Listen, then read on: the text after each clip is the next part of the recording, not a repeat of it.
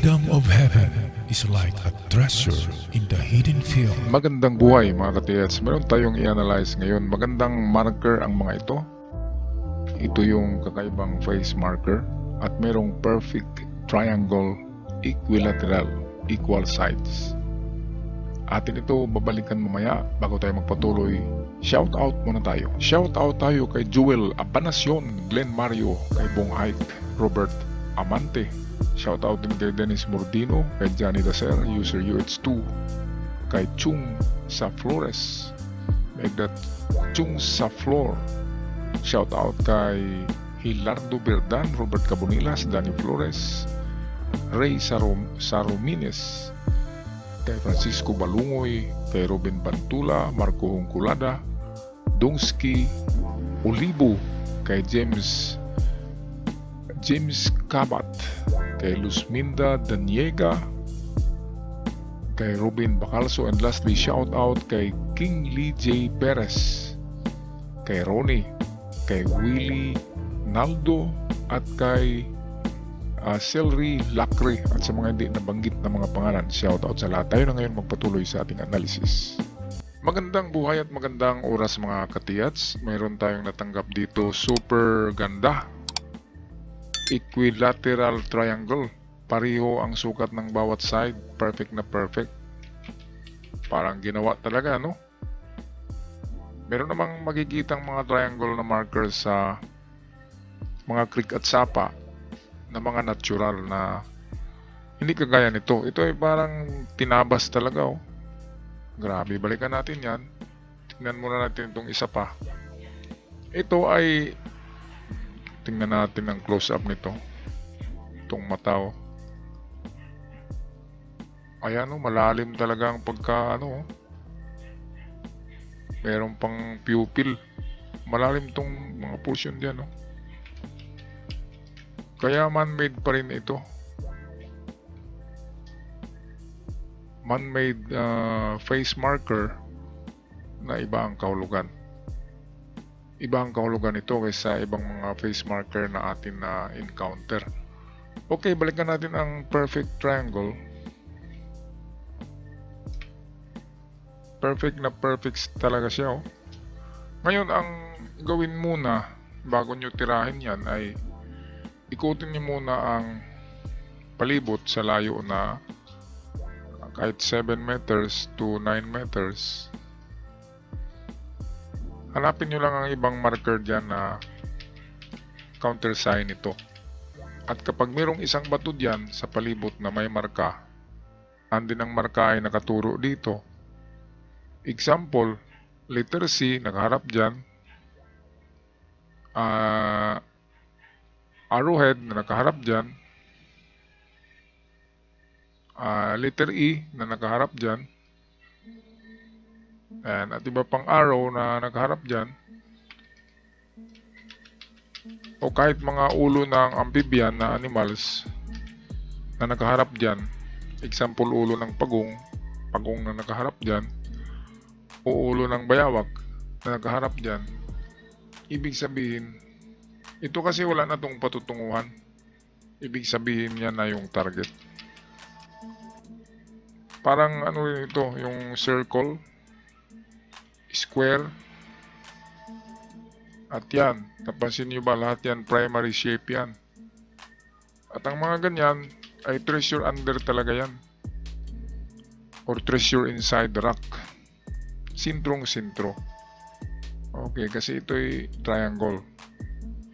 Kung mahaba lang ang side nito, halimbawa, isang side niya nagaganyan, yan na yung time na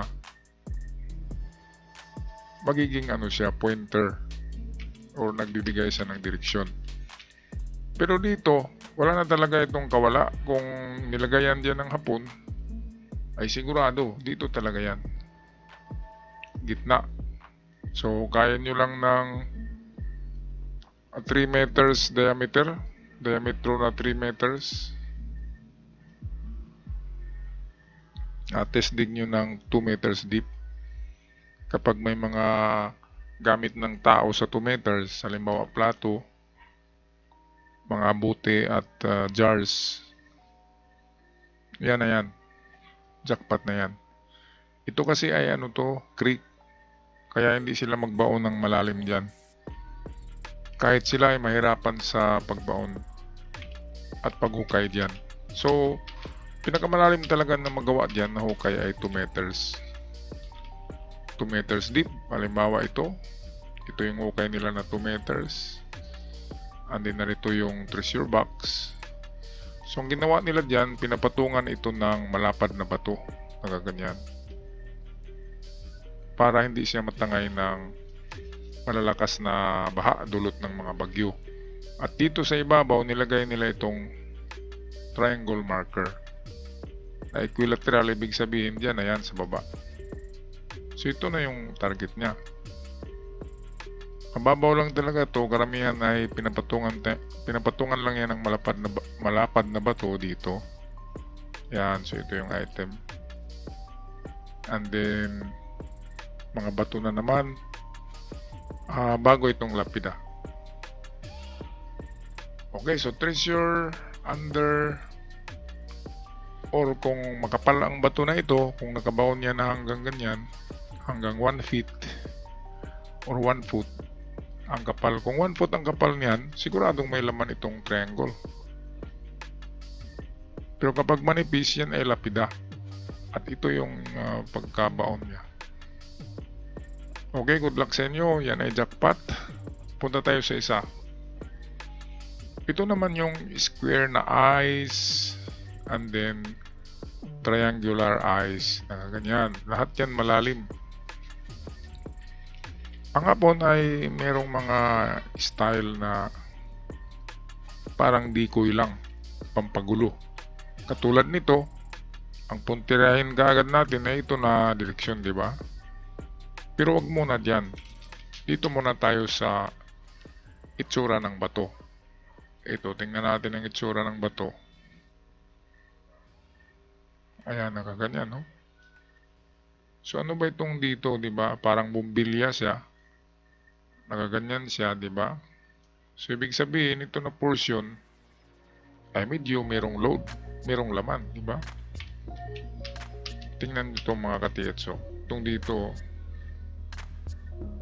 matambok siya at hindi natin alam ito baka ano lang yan, bitak, baka pwedeng basagin yan. Kaya ang gawin nyo ito, pugpugin nyo yan dyan ng maso, malakas na pagkapukpok. At kapag natibag yan, nabiyak at merong butas, merong maliit na chamber at merong ano yan nasa loob. Okay, so yan ang unang gawin. Masuhin. Tingnan ng bato kung may maliit na chamber. At kapag meron, jackpot. Jackpot na yan. Okay, dito na tayo sa direksyon. Ano bang layo niyan? Well, ang karamihan ng layo, kung malapitan lang, 357 meters. So, ang gitna ang pinaka-probable na distansya ang 5 meters. Kaya dito, pagdating sa 5 meters, tisdig tayo dyan. Ngayon kung wala sa 5, balik tayo sa 3. Ito, 3 meters, 5. At kung wala sa 2 meters tisdig, walang positive na mga signs, wala kayong nakitang mga gamit ng hapon or man-made object, doon naman mag-adjust sa unahan ng 5, which is 7 meters. So yan lang. Yan kasi na mga sign, malapitan lang yan. So pwedeng nasa 357 lang talaga. Okay, so sundan lang ang saan tatama tong triangle na mata. Sundan lang yan kung saan tumatama. Okay, napakagandang mga marker nito. Kaya ako'y manalangin na sana tsamba ang marami sa inyo, mga katiyats. Ang ating decoding ay gabay lamang ito at magandang pangdagdag sa inyong analysis sakaling meron kayong hindi na nakaligtaan diyan ng mga signs ay baka nakita ko may dagdag nyo ito sa inyong mga sariling analysis sa inyong mga treasure site. At ako'y magpaalam na hanggang sa muli. Maraming salamat sa pag-subscribe at palaging pagsubaybay sa ating channel. God bless us all at hanggang sa muli. Paalam.